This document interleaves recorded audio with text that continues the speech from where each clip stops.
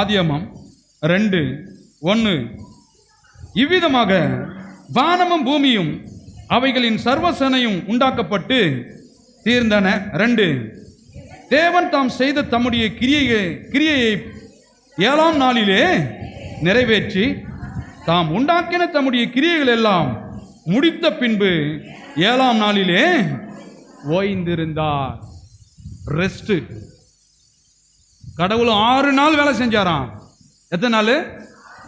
6 நாள். இந்த 6வது நாளிலே மனிதனை உண்டாக்கி கொண்டு வந்து நிறுத்தும் போது விடிஞ்ச எத்தனாவது நாள்?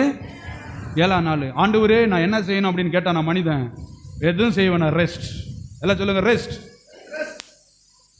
6 நாள் வேலை செய்து விட்டு 7ஆம் நாள் என் தேவாலயத்திலே எப்படி இருங்க? ஓய்ந்திருங்கள்.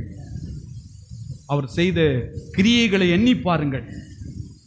நிறைய பேர் சபை கூட்டம் என்னன்றது, ஞாயிற்றுக்கிழமை என்னால் வரவே முடியல பிரதர், ரொம்ப வேலை அதிகம். நான் தான் பண்ணுறது சொல்கிறது, பரவாயில்ல இருக்கட்டும் போங்க, பிரச்சனை கிடையாது.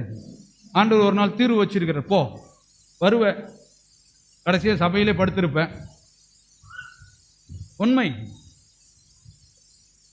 இயேசு ஒன்றே போதும் போதும்னு பாட்டு கூட பாடி நீங்கள் தான் படுத்திருக்க போகிறேன். நான் தான் பார்க்குற கூட்டு பார்ப்பேன், என்ன சபைக்கே வரமாட்டேன்றீங்கன்னு, இந்த வேலை இருந்துச்சு அந்த வேலை இருந்துச்சு அப்படின்னு. பைபிள் தெரிஞ்சுருந்துச்சுன்னா அதை பேச மாட்டாங்க இல்லையா? பைபிள் தெரியாததுனால பிரச்சனை. அப்போ சொல்லிட்டு சொல்கிறாரு பாருங்க, 7ஆம் நாளிலே ஓய்ந்திருந்தார். 3. தேவன் தாம் சிருஷ்டித்து உண்டு பண்ணின தம்முடைய கிரியைகள் எல்லாம் முடித்த பின்பு அதிலே ஓய்ந்திருந்தபடினால் தேவன் 7ஆம் நாளை ஆசீர்வதித்து அதை பரிசுத்தமாக்கினார். அதுதான் இந்த 4. கரங்களை தட்டி தேவனை மேம்படுத்துவோம். அப்பா 7வது நாளில் கூட போய் பில்டிங்கில் இது சிமெண்ட் எடுக்கிறதும் செங்கல் எடுக்கிறதும் அதை பண்ணுறதும் இதை பண்ணுறதுன்னா அப்பயும் போய் சேரலையே கோபுருவான். நிறைய பேர் ஞாயிற்றுக்கிழமை வேலைக்கு போய் பண்ணுறவங்க கூட என்ன அதை நினச்சிக்கிறேன், அடுத்த வாரம் கார் வாங்கிட்டு வர்றாட்டாங்க தேவர், ஏன்னா சர்ச்சுக்கு வராமல் வேலைக்கு போகிறாரு. அதான் நினைக்குது, அப்படி லீவ் போடாமல் போய் அவ்வளோ ஒன்றும் பெரிய லெவலில் பார்த்ததே இல்லையே, வாழ்ந்ததே இல்லையே. முடியாத விஷயம். ஏன்னா ஆதியாகமம் 11 அப்படி தான் பண்ணிட்டு இருந்தாங்க. ஓயாமல் இதெல்லாம் பண்ணிடலாம், செஞ்சிடலாம் அப்படி. பினிஷ் ஆயிரும் தெரியுமா உங்களுக்கு? அவதான் சொன்னார், 6 நாள் வேலை செய்து விட்டு 7ஆம் நாள் மனிதன் எப்படி இருக்கணும்? அதனால சொல்றாரு, என்னை போலவே 6 நாள் நீ வேலைக்கு போ. வேலையை கொடுத்ததும் பிழைப்புக்கு இல்லை, உனக்குள்ள இருக்கிற திறமையை தேசங்கள் கண்டு கொள்ள வேண்டும். நிறைய பேர் வேலைனாவே மூஞ்செல்லாம் ஒரு மாதிரியா இருக்குது. ஓய்ந்திருங்கன்னு சொல்லிட்டு பாஸ்டர் வேலைக்கே போவேனார்னு சொல்லிட்டாருன்னு எடுத்துக்க போறீங்க. 6 நாளும் போங்கன்னு சொல்லிட்டாரு, ஆனால் 7ஆம் நாள் எங்கே வாங்க? ஏன்னா நம்முடைய தேவன் 6 நாளும் வேலை செய்து விட்டு 7ஆம் நாள் அவர் செய்த எல்லாவற்றையும் பார்த்து ஓய்ந்திருந்து தேவனுக்கு என்ன சொன்னாரு?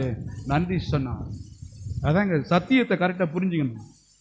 நம்மளும் சொல்றது, சர்ச்சுக்கு வர முடியல, அதான் சொல்றது, எங்கள் அப்பா செத்தவே வந்து நிற்கிறேன், சாதாரணமான ஒரு 100 ரூபாய் கூலிக்கு போய் சர்ச்சுக்கு வர முடியும்னு சொல்லிட்டு வர்றது. எங்கள் அப்பா இறந்துட்டார் பாருங்க வெள்ளிக்கிழமை. இங்கிருந்து எல்லாம் வந்துட்டு இருக்கிறாங்க பஸ் வச்சுட்டு. சனிக்கிழமை அடக்கம் பண்ணுது, 6 மணி ஆகி போச்சு. எல்லாம் என்ன நினைக்கிறாங்க, பாஸ்டர் வரமாட்டார், இங்கேயே தங்கிடுவார் அப்படின்னு. ஊருக்கு முன்னாடியே போய் நான் உள்ளே உட்காந்தேன், வேன் உள்ள உட்காந்து நைட்டெல்லாம் ட்ராவல் பண்ணி விடிய காலங்க 5 மணிக்கு வந்து சர்ச்சை கிளீனாக மாப் போட்டு தொடச்சி அயன் பண்ணி குளிச்சுட்டு இங்கே வந்து நின்ட்டேன்.